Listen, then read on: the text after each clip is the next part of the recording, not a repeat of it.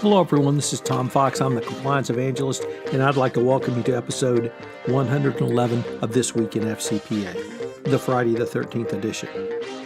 First, a word about our sponsors, Affiliated Monitors.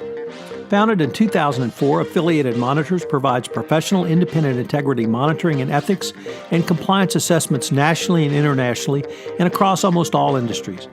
With its knowledge of effective ethics and compliance programs and cultures, Affiliated Monitors is respected for its work as the corporate monitor on matters ranging from multinational corporations to small and mid-sized companies and even individuals. Having served in over 700 monitorships, no one has more experience as an independent monitor than the team at Affiliated Monitors. For more information on how an independent monitor can help improve your company's compliance and ethics programs, visit our sponsor Affiliated Monitors at www.affiliatedmonitors.com. While dodging black cats, avoiding open ladders, and not looking at broken mirrors, Jay and I took a look at some of the week's top compliance stories. They include a deep dive into Credit Suisse and what it might mean, the best ways to use data to detect corruption. We explore whether FCPA enforcement picked up in Q2 of 2018. We note Romania's president removes the country's chief anti-corruption prosecutor, how Tony Hayward will lead Glencore's corruption investigations. What could go wrong? We ask, does AI create or simply expose ethical dilemmas? We consider the recent move by Richard Kowaleski, QC, leaving Chambers to move to Stewart's and what it might mean. We look at the administration's moves against ZTE and ask if they are a larger part of an all-out trade war strategy against China.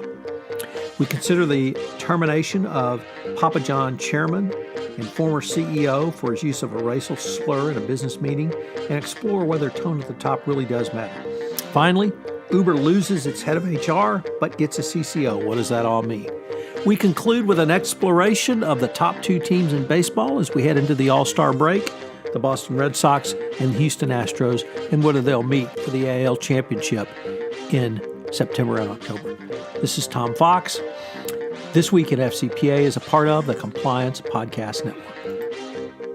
Hello, everyone. This is Tom Fox. I'm the Compliance Evangelist, and I'd like to welcome you to This Week in FCPA, episode 111 for the week ending July 13th, 2018, the absolutely appropriately named Friday the 13th edition.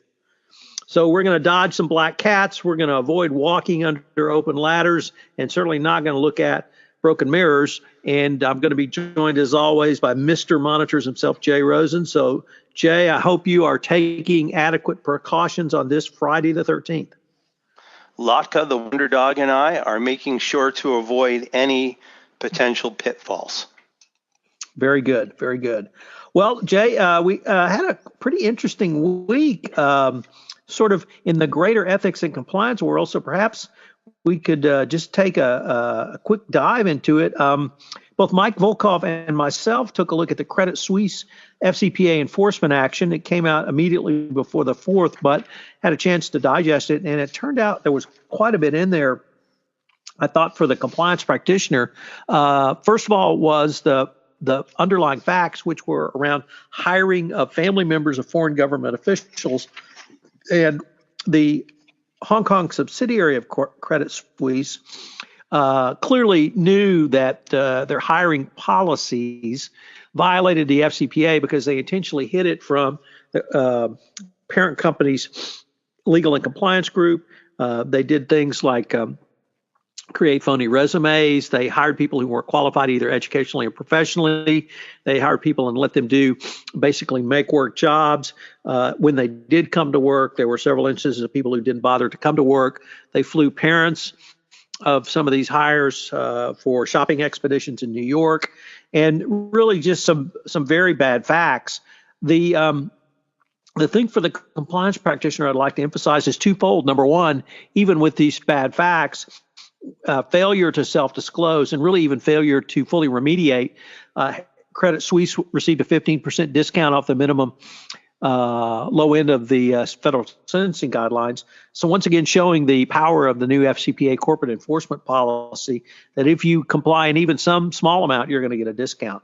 But more importantly, Jay, I thought it spoke to the lessons for how to hire family members. That the FCPA does not prohibit the hiring of family members of foreign government officials and employees of state-owned enterprises. But what you cannot do is hire someone who's not qualified in return for a benefit. And much like Morgan Stanley with their infamous sons and daughters hiring program spreadsheet, Credit Suisse Hong Kong also tracked the benefits that they received back from the foreign government officials in the form of contracts, business opportunities, and other goodies. So it really, I think, provided some good lessons. The fine and penalty was pretty stiff on a hiring case. Nevertheless, it was warranted. But once again, shows to me, at least, the new FCPA corporate enforcement policy and the new anti-piling on policy do work. And this may be an argument to the adage that what gets tracked gets done. In this case, what's get tracked gets you fined. Don't document. All right. So next up, we've got something from the Global Anti-Corruption Blog.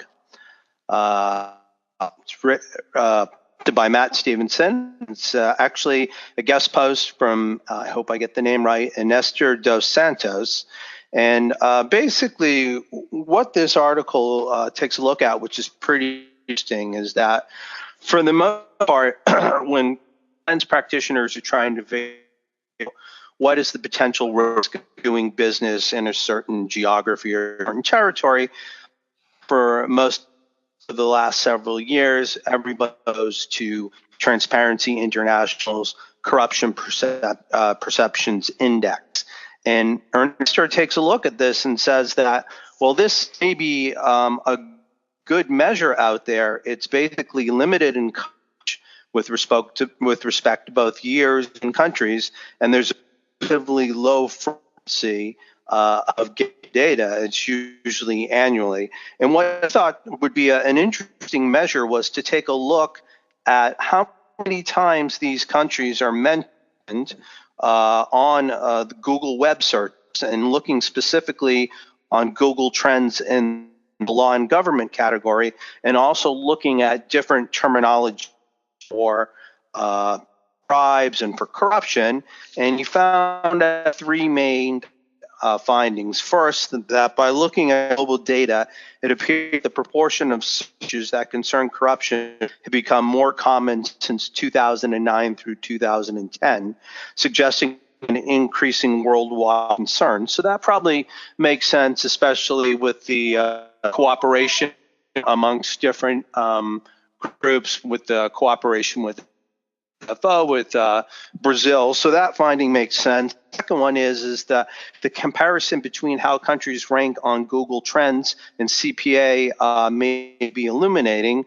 Perhaps unsurprisingly, these rankings are positive, so they're going in the same direction, but at the same time, many countries rank very differently on the Google Trends Index as opposed to the CPI. And the third finding is that the one advantage of using Google Trends data is that given its greater frequency and potential variability, it's better suited to gauge the effects of perceived corruption on government approval ratings. So I thought that was an interesting article you pointed out, Tom. Your takeaways from it?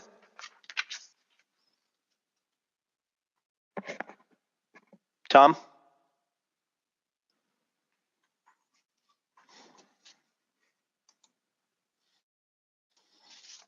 Jay, it was really about the different types of data and the different ways to use it to detect corruption.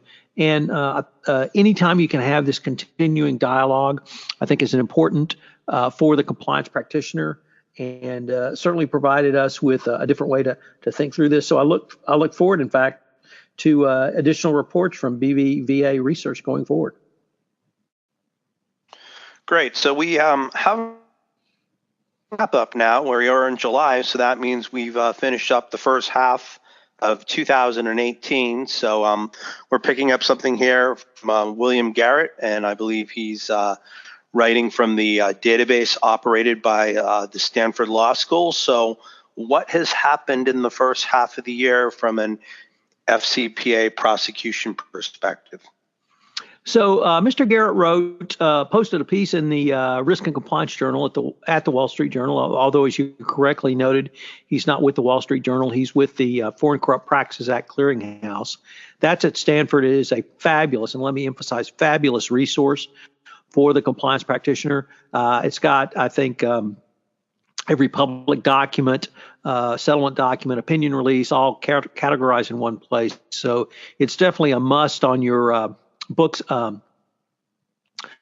list, or bookmark rather, on your computer. But it was focused on Q2 primarily because the number of cases picked up steam in Q2. So we had 4 individuals with charges brought against them, I think, going forward. And then, of course, we did have several significant enforcement actions. Q1, we did have Dun & Bradstreet, a declination, but we had Societe Generale, Panasonic Avionics, Credit Suisse, and Legg Mason, among other enforcement actions. So I thought a fairly significant pickup in enforcement in Q2. And it really, I think, shows, Jay, that it's incredibly difficult to assess enforcement. I think it's impossible to assess enforcement on a quarter-by-quarter basis, and it may even be very difficult to assess enforcement on an annual basis, because now we went from basically nothing in Q1. I was wrong about Dun & Bradstreet. It was in April, early April. So we had little to no enforcement action in Q1. Now we have, 4,000% higher, but that simply means we had 4 more cases. So what does all that mean? And these raw statistics, I don't think provide much insight into where enforcement is going. It's really the cases themselves that are significant. I mentioned Credit Suisse, but Dun & Bradstreet with their declination, certainly Societe Generale and Legg Mason that should be paired together around bribery of the Libyan Sovereign Wealth Fund, and of course Panasonic Avionics, where we had C-suite involvement. And for me, Jay, this emphasized once again the commitment of the Department of Justice to robust enforcement action, tempered with the FCPA corporate enforcement policy announced in November, and now the new anti-piling on policy.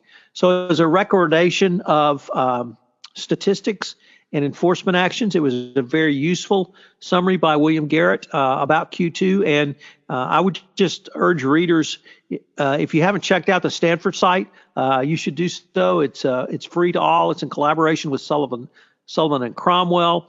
The web site for the database is www.fcpa.stanford.edu. So check that out. Jay, we had some, unfortunately, somewhat untoward news from Romania around anti-corruption. You want to tell us about that? Yeah, so this came to us on the 9th, on Monday.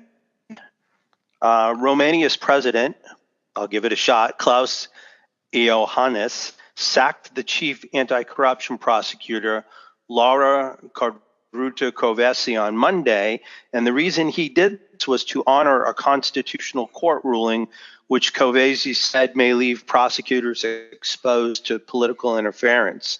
Covesi had led the DNA anti-corruption agency since 2013, and under her management, conviction rates have risen sharply in one of the European Union's most corrupt states.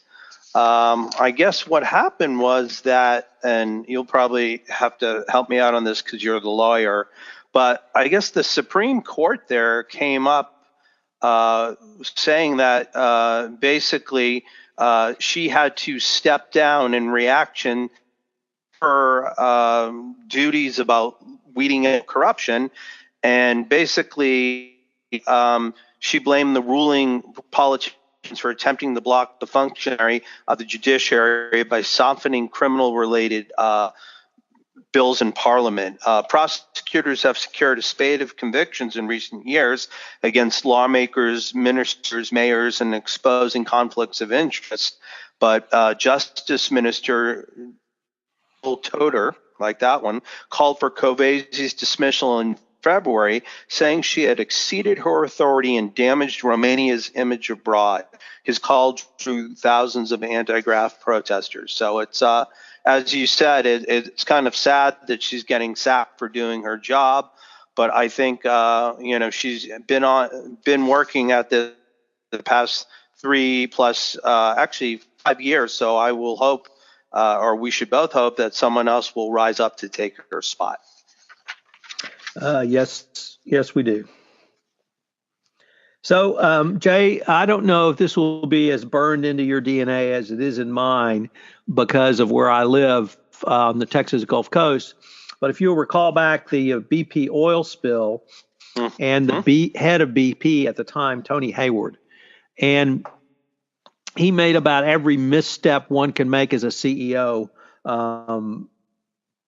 around that, basically complaining the whole time that not only that the spill had happened on his watch, but that he was having to deal with it, going so far as to say he wanted his life back. Now, this was in between flying from the Louisiana Gulf Coast, where the company had set up a temporary emergency headquarters response, back to England so he could yacht. So Tony Hayward now, that gives us some context for our next story, which is the continuing story of Glencore and the corruption investigation it finds himself under.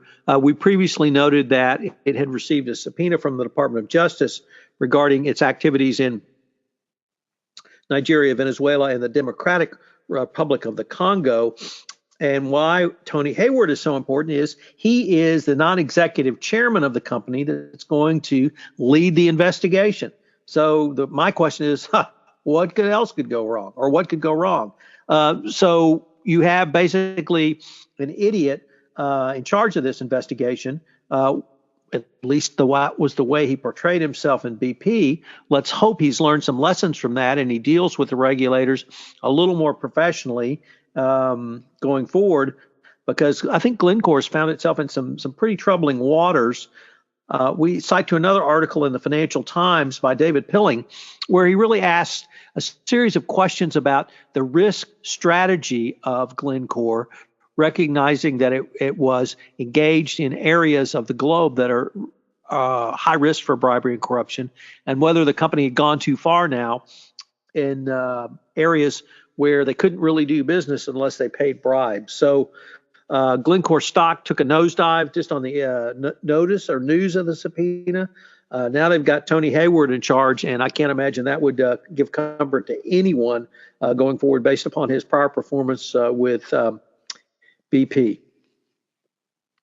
So next up, Jay, we have a question about whether artificial intelligence creates or exposes ethical dilemmas in a very interesting article by, I won't even try to pronounce her name, by someone in the FCPA blog. You want to tell us about that? Yeah, come on. This one was easy. Vera Cherepanova. I've been working on that one. Yeah, she must be from Manchester. Manchester, New Hampshire, yeah. So it seems like, and I don't know if this is my imagination, but Tom, it seems like we are picking up at least 1 or 2 times every talking about AI. I think when we get to the end of this year, we look at some trends. I think AI is going to be making some significant additions to advances to tools that we have in ethics and compliance. And in Vera's article, she talks about that in the past, AI has mostly been used in financial situations. So if you're looking to do things with anti-money laundering or knowing your customer or identifying fraud, that there's some very relevant data that you can have AI look for you. But in terms of doing things more on the ethics and compliance, those bright lines aren't as visible. And in these situations, what you need to do is you need to do some machine learning, which they abbreviate as ML, and you actually have to train the AI as to what are the red flags that we're looking for to look at a situation where there may be potential corruption. And one of the interesting things up in her article is something called the trolley dilemma.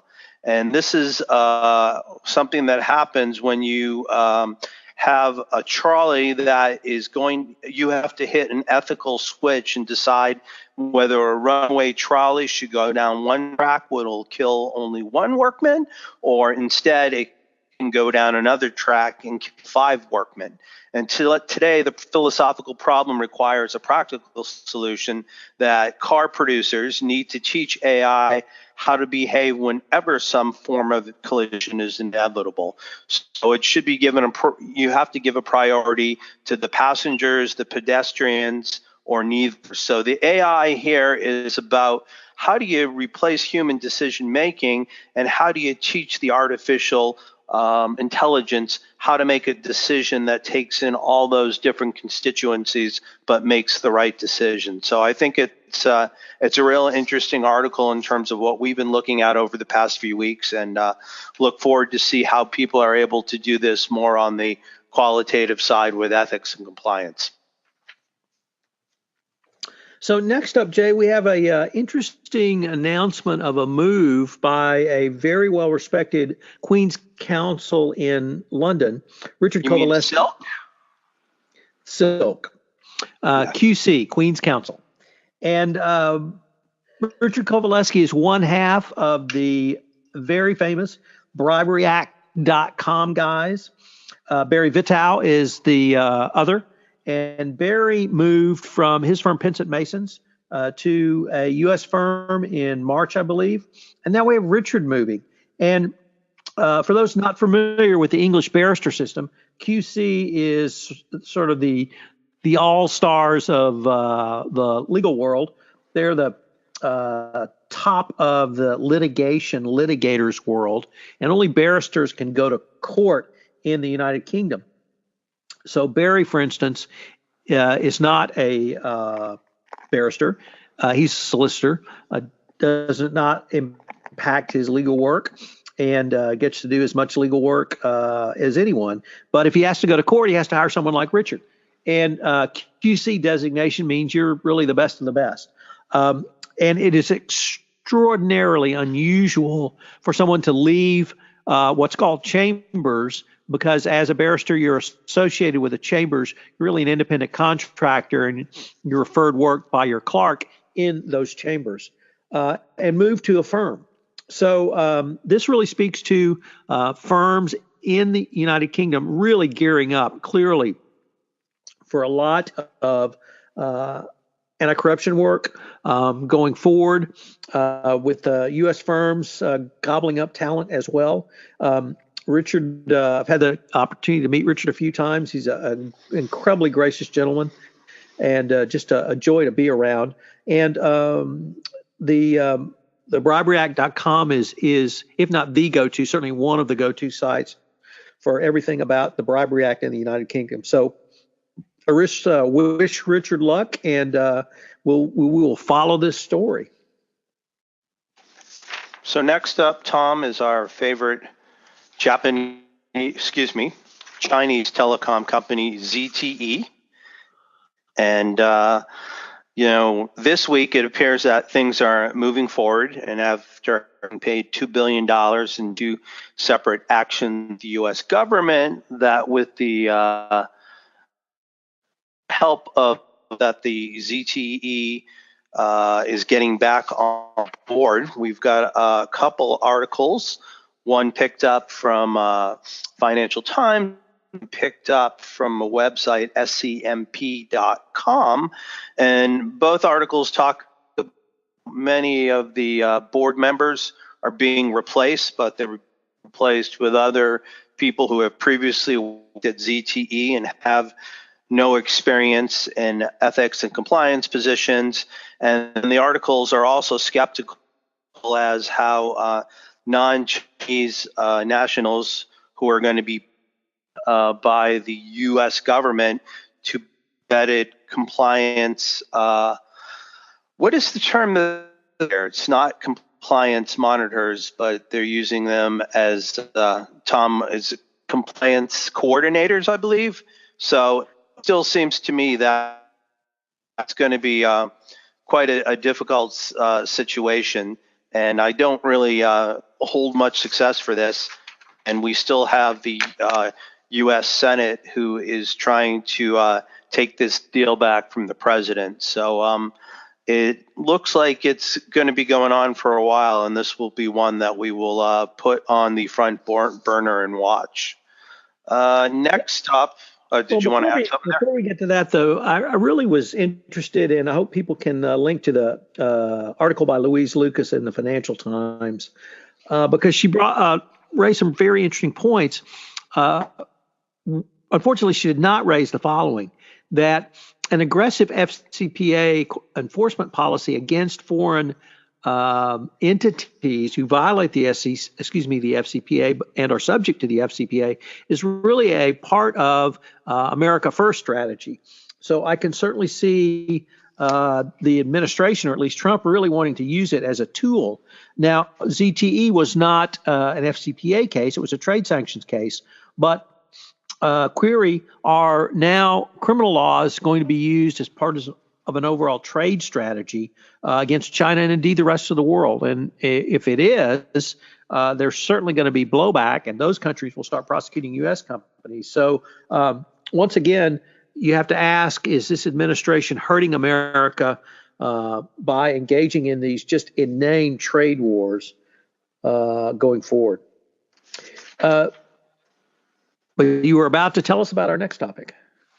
Yeah, so this is one that just came off the presses, that yesterday John Schnatter, chairman of Papa John's Pizza, resigned after using a racial slur. What's the story there, Tom? So he was on a conference call with a vendor. The vendor was media and advertising vendor for the company, and used the N-word in describing certain individuals. He tried to claim that it was an antithetical reference, meaning he was trying to go the other way. But of course, that's what idiots like him always try to claim. I was so disgusted by this. First of all, he had lost his job, his role as CEO, when he blatantly lied last fall, claiming that the African-American players in the National Football League taking knees had taken his business, put it in the tank, where clearly he was losing ground to Domino's, Pizza Hut, and other large pizza delivery companies. He was just skewered by that. And the reason I said he lied about it is because Jerry Jones asked him to do it when he was in dispute with the league and trying to deny players the right to express their opinions. Now we have this, which clearly to me speaks to his character. He didn't, at his age, whatever it is, certainly 50, maybe older, just come up with this word. He's obviously been using it throughout his life. He's not from the South. He's from Kentucky, Louisville, so we can't say he's a good Southerner. But to use this in the business context now is just inexcusable. I do commend Papa John for getting rid of him immediately. But the vendor, I thought, was an equally interesting story, Jay, because the vendor within days told Papa John it was terminating them as a customer. And that is a powerful statement when you have a vendor firing a customer because of a customer's use of a truly unacceptable term. And when you start having that kind of blowback and that kind of response, that's going to make a change. And as the president leads really the racial divide and the fight to have a greater racial divide in this country, I think we're going to have this more often, and businesses are going to have to decide whether we're going to do business with ICE and or the Immigration and Naturalization, or rather Border Patrol, and separate families or not, or we're going to do business with customers that throw around racial epithets in professional business meetings. Is that something that's going to be tolerated? So I thought there was a lot to unpack from this. I do commend Papa John for its quick removal of him as the chairman of the board. Obviously we don't know if this had occurred before, but we do know it occurred this time because Shatner admitted that he said it, and he did apologize for it. But it really speaks to other things such as reputational damage and how a company has to be ready literally at a moment's notice if a reputational issue arises to respond. So from kind of one lead-in sentence, you gave me a whole lot to unpack going forward. I don't know, any thoughts from the West Coast? I got a quick question, and I've been furiously trying to find this on the internet, but I can't. The vendor that he was speaking with, I heard that there was a vendor that was discussing with him how to have racial sensitivity into media. Is that correct or not? I did know the vendor name, but I did not come across the substance of the remarks or the context of his remarks that led to this. There's one other thing I forgot to throw in, Jay. That is Shatner is a very large donor to the University of Louisville. And in fact, their football stadium bears his name. Had, I think, players raise questions about whether that name should remain on the football stadium. And that's certainly one issue because apparently in his deal with the University of Louisville, he owns the rights to keep that name up, not the university. But if you're an African-American football player, do you want to play in a stadium named for a known racist? And is that something that a university must consider now? So from one statement, Shatner clearly has implicated lots of different issues, lots of different things that everyone from the boardroom to the shop floor needs to think about. Yeah, so now we have another article from the Wall Street Journal, and now we're looking at another one of our large companies that has public relations issues. Uber's HR chief leaves after a probe into the handling of discrimination claims. So Leanne Horsney, who joined Uber in early 2017 from the SoftBank Group, announced to staff Tuesday in an email by Uber chief executive Dara, now I have the problem here, Khosrowshahi, reviewed by Wall Street Journal, praised her talent, hard-working nature, but she was being let go because she had put up certain hotlines that were put into effect, and this happened after the 2017 posting from Susan Fowler about sexual harassment, and these hotlines that she put up were, according to employee complaints, were not helping to deal with the issues of non-hiring minorities and women. So she will be replaced temporarily by Pranesh Anther as Uber conducts a search for a permanent replacement. So it sounds like even when they tried to do something right to respond to the issue of gender bias within the company, that unfortunately they've brought in somebody who exacerbated things on the other front. So if you are an early round investor and wondering when and how Uber's going to clean itself up for an IPO, that's it's a tough place to be. Yes, I certainly agree with that. We should note, Jay, that Uber finally hired a CCO. So I've been screaming for them to do that for some period of time, and they've finally done that. They've hired an ex-DOJer. So it's not clear to me. It's always interesting in these situations, Jay. Do you want to have a compliance professional or do you want to have an ex-prosecutor?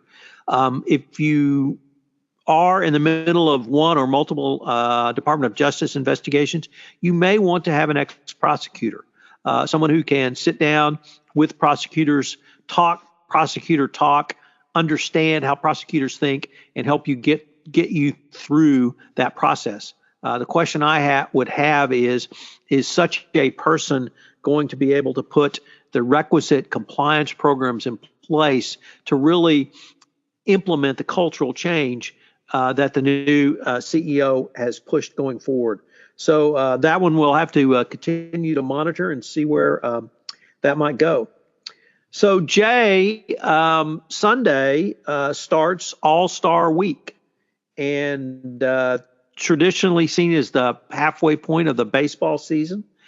We seem to find ourselves numbers 1 and 2. So my question to you is, after I guess it was 80 some odd years of famine, you got I think 3 World Series over 6 years. And do you believe now? Do you have faith? Or is this simply portending yet another Red Sox collapse? Well, according to SB Nation, the Red Sox having them quite 2018 with their win on Thursday against the Blue Jays. They got their 66th win of the season, and that's a new record of wins for them before the All-Star break. And they're almost on pace to get, I guess, 116 wins. But the interesting thing with that is they've only got a 3.5 game lead on the Yankees. So the Yankees are going to be nipping at their heels. But I don't really think there are a lot of weaknesses on this team. There's 5 consistent pitchers. We've got setup men in the bullpen. We've got Craig Kimbrell to close games. And it's interesting to keep in mind that the Sox are doing all this without Dustin Pedroia, who looks like he's going to miss the whole year.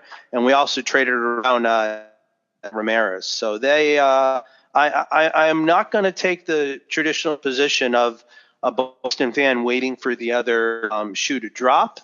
But then at the point, I don't want to be too cocky about this, so we don't have to have any bets on the line now. We can pick that up around playoff time. But I think they're doing well. I think the American League's looking a little bit stronger than senior, you think. Yep. So the Astros come in with a second best record. Was a little disheartened over the last 3 games, Jay, because the Oakland Athletics came in and took 2 of 3 from Houston in Houston. And the AL West, I should say, is much stronger this year. The Seattle Mariners are exponentially better than they were last year. That's even losing Cano to a drug abuse scandal. And Oakland is much better than I think anyone predicted. So the Astros are not running away with the division. They're clearly leading the division. But for the Astros, they have 13 games remaining with the Mariners head up. And so I think that may go a long way towards determining if the Astros make the playoffs and where they will be going forward in the playoffs. So it's going to be a great second half of the season. I can't wait. I've loved this season so far, and lots for us to enjoy. It's a good time for Boston and Houston in terms of baseball right now. So, Tom, we had a couple FCPA events in Houston. Can you tell us who came to town and what you heard over the past few days? So we had the Greater Houston Business and Ethics Roundtable, Gerber, annual summer workshop. We had just a fabulous event, Jay. First of all, it was at St. Thomas University, and Professor David Shine hosted us. He got the Dean of the Business College, Dean Dana George, to come by and open the conference. Wonderful facility. Interestingly enough, it's above their gym. But in the midst of hearing people play some hoops below us, we had some great speakers. And those speakers included Kara Brockmeyer, former head of the SEC FCPA unit, now at Debevoise and Plimpton. Jonathan Marks from Markham LLP came down to talk about risk assessments. Dan Chapman asked a very interesting and indeed provocative question, which is essentially, is compliance at the end of its run? And that's something that he and I think, are going to take on for some papers and or exploration going forward. We had a fabulous keynote speaker, Marcia Urshagai Hames from LRN, who talked to us about Me Too and behavioral components of compliance and ethics. Matt Kelly came down and talked to us about Dodd-Frank, Sarbanes-Oxley, compliance, IPOs, and how that all ties together. Then Rashmi Aaron talked to us about ethical failures in her journey, where she was convicted of federal crime for engaging, for at least facilitating fraudulent transactions during the last real estate scandal. So it was a great event. Thanks again to St. Thomas for hosting us. Everyone on the Gerber board pitched in. The speakers were just top notch. I could not emphasize that more. So if you're in Houston and you haven't joined Gerber, I hope you'll check out our website. We really do some very interesting and great stuff. So that was sort of it for Houston this week, Jay. Great. Nothing of note in LA, except for the heat. But like we said, life's good with the Sox and the Astros. So on behalf of Tom Fox, the compliance evangelist, and myself, Jay Rosen, Mr. Monitor, we'd like to thank you for joining us for This Week in FCPA Episode 111 for the week ending July 13th.